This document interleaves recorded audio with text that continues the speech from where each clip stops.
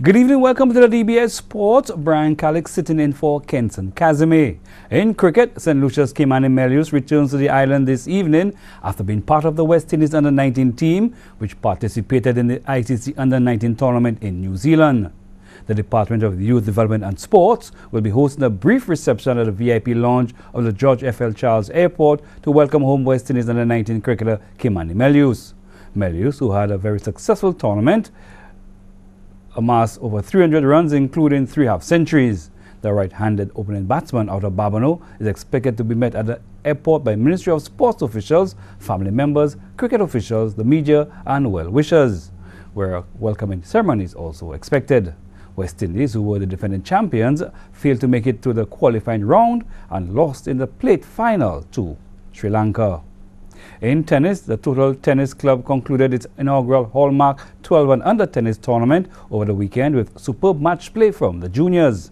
There was participation from 4 clubs on the island. A total of 8 players represented Tony's Tennis Club from Miku and Aces Tennis Club, 3 from Vernon Lewis International, and host club Total Tennis 6 players. Players from the association's grassroots program and school's tennis initiative program also participated. Joel Phillip from the Laguerre Primary School, student of the school's tennis initiative program, emerged champion in the consolation draw. Jonah Sylvester, coached by former Davis Cup Hall of Fame recipient Vernon Lewis, made the main draw without losing any matches or sets in the round-robin phase of the competition. Sylvester, student of the Montessori Center, defeated Chenny Louis, also student of the Montessori Center, in a tough final.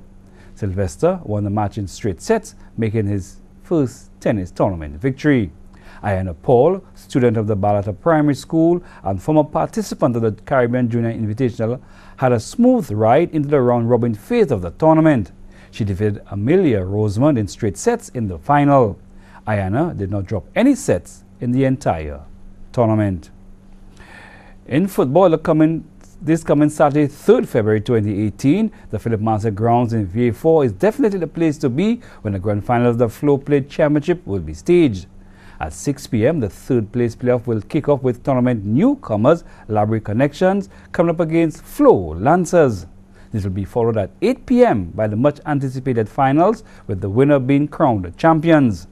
This matchup will feature outgoing Gold Cup champions VSADC, locking horns with former champions and to date unbeaten CARICOM Masters in what is expected to be a thrilling encounter. Admission to this doubleheader is only $15. There will be a comprehensive entertainment package with halftime live performances by well-known artists. These will be coupled with lots of exciting giveaways, compliments Flow, Mackerson, Somersby South Shoe Store and Veterans in Sports, Inc. In cricket, reigning champions Barbados Pride and fellow hometown team Combined Campuses and Colleges Marooners launched a regional Super 50 festival with resounding victories in Group A yesterday. Lethal spells from Windies fast bowling pair of Miguel Cummins and Kema Roach followed up solid batting led by uncapped all-rounder Kevin Stout and Windies batsman Rawson Chase to lead Pride to a convincing 171-run victory over Trinidad and Tobago Red Force. Cummins grabbed 4 for 35 from 9 overs and Kema Roach warmed up for the ICC World Cup qualifiers in Zimbabwe, taking 3 for 33 from 8 overs. Sunil Narain batted at 8, blasted 7 fours and 3 sixes in a crisp 51 from 28 balls to help the Red Force, who were dismissed for 107, avoid the humiliation of falling for one of the lowest totals ever in this tournament.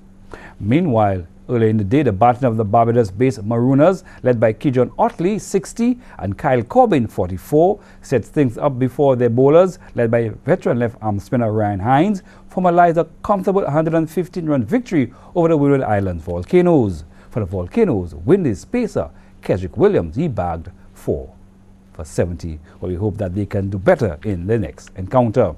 Well, we take a break, but when we return, more controversy in West Indies cricket.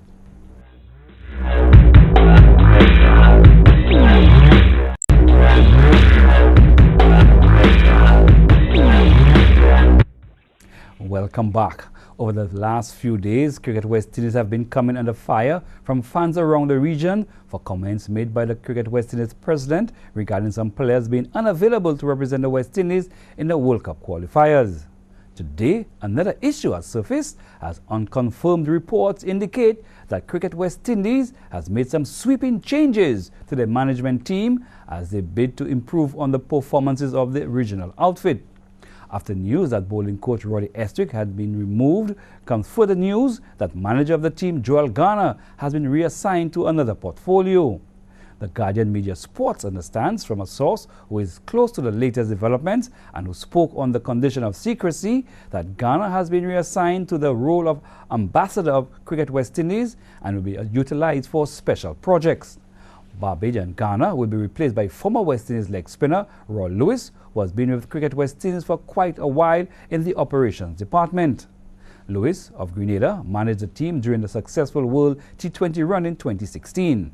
Estwick, who replaced the legendary Curtly Ambrose in 2016, is expected to be replaced by a foreign bowling coach, and his role will either go to Ian Harvey out of Australia or Alfonso Thomas out of South Africa. Head coach, the Australian Stuart Law, remains in his position. Englishman Toby Radford will remain in his role as assistant coach to Law. Well, we'll continue to follow this story as the events unfold.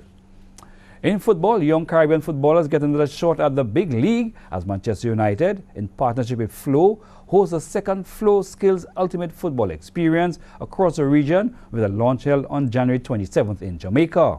In the preliminary round, eligible footballers from local clubs within Flow's 15 Caribbean markets will go through a series of specially designed skills tests recommended by Manchester United Soccer School and will be judged and delivered by CFU coaches. As the competition progresses to the second phase, 2 participants from each market, along with their respective coach, will advance to a 2-day skills session in Trinidad and Tobago. In a test of skills, 2 top performers will emerge and earn for themselves, their coach and a parent the opportunity to visit Old Trafford in Manchester, but more importantly, the youngsters will get the chance of a lifetime to participate in a talent development football camp courtesy of Manchester United and Flow. Participating Flow markets include Anguilla, Antigua, Barbados, the British Virgin Islands, the Cayman Islands, Curacao, Dominica, Grenada, Jamaica, Montserrat, St. Kitts and Nevis, St. Lucia, St. Vincent, Trinidad, and the Turks and Caicos Islands. And finally tonight, Swansea City moved out of the Premier League relegation zone for the first time since November, following a shock 3-1 victory over Arsenal. A horrendous error from goalkeeper Peter Cech allowed Jordan Ayew to score a tap-in, which put the hosts ahead just after the hour mark, before Sam Klukas' second goal made the result safe. In other results yesterday, West Ham and Crystal Palace played a 1-1 draw, while Huddersfield, they lost to Liverpool 3-0. Now to our thought to take you through the night. Weak people revenge, strong people forgive, intelligent people ignore. The DBS News continues. Stay tuned.